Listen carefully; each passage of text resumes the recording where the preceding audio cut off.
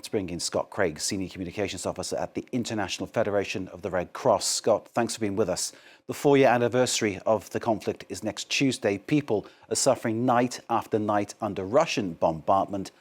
Tell us, you're there. How are things?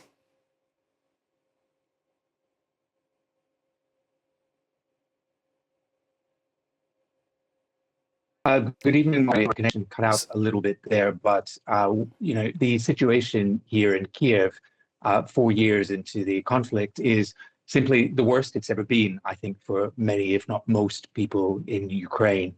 It's been a bitterly cold winter, as you've been reporting on France 24 throughout. Relentless attacks on the country's energy infrastructure have really left people in the cold, in the dark, and really struggling. I arrived in Kyiv earlier in the week. The first thing that struck me was how dark it is in the city. You know, this is a city of 3 million people.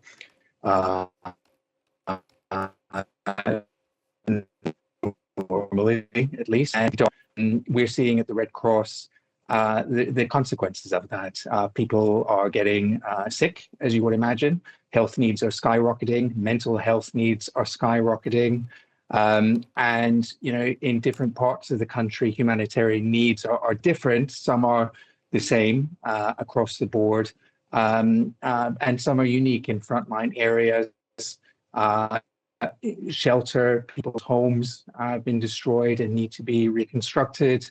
And yeah, I mean, I wish I could be more upbeat.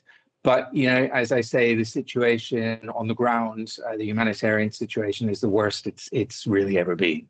We're coming up to the 4th anniversary, which is next Tuesday, Scott. Clearly, where you are in Kyiv, one would have thought at this stage there would be fewer strikes, but it's not the case. There are more and more Russian strikes aimed across the country on a nightly basis, which seems to escape most of the reporting of this conflict, which clearly isn't representing clearly what's happening.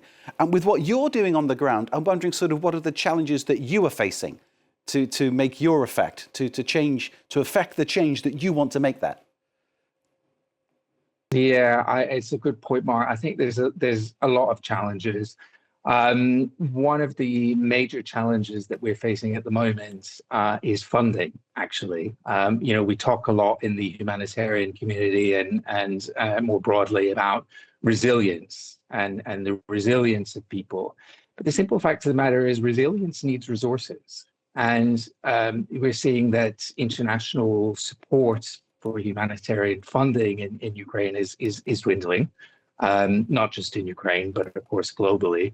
But for the IFRC, we have a funding gap of about 260 million Swiss francs, about the same in euros.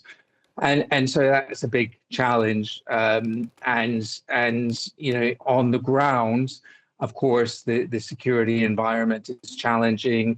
The heat and electricity is a challenge for humanitarian work. I mean, one of the things that the Red Cross has been doing has been setting up heating points and food distribution points. We call them resilience hubs, where people in the community can come and warm up, get a hot meal, charge their devices, and so on. But you know, it is a pretty grim picture on the ground for people 4 years into this conflict. The power grid has been systematically targeted, systematically destroyed by the Russians. That kind of replacement of temporary power is incredibly difficult to get to everybody who's been affected. And whilst there is this narrative from Moscow that they are targeting just this infrastructure, the evidence is that it is civilians and residential areas more and more that are being hit. And I'm wondering how you cope with that with your organization. Can you help those people there? Getting to those people must be incredibly difficult. It absolutely is. I mean, the first thing I want to say about the energy crisis, the energy crisis is a human crisis, is a humanitarian crisis. An attack on the energy infrastructure destroys not only the energy infrastructure, but it creates enormous hardship and misery for people. One of the things that the IFRC has been doing is supplying generators. across Kyiv and other parts of Ukraine, you will hear a constant buzz in the background as generators kick into action when the power grid goes offline, as it is offline for the, they're rolling blackout, so it's offline quite a lot. So we've been distributing generators, but of course, as you're seeing on the screen there, this is a common scene across the city. But we can't give generators to everybody, and so you can't run business as usual environment in a city off generators. This is why one of the things we've been doing are these hubs, so that you can reach more people in a hub that has a generator where people can charge their devices. But there is no getting around the fact that the energy crisis is a humanitarian crisis, and that has a knock-on effect on people's physical health, their mental health, and the ability to be able to reach people in need, and really for daily life to be able to go on. I mean, it's interesting because, as I said earlier, the first thing I noticed was how dark it was. The second thing I noticed was there were an awful lot of people, going about trying to live their lives as normally as they can. But the simple fact of the matter is, 4 years into this conflict, the situation for many people in Ukraine is harder than it's ever been. People are already starting to think about and to worry about how they're going to get through the next winter.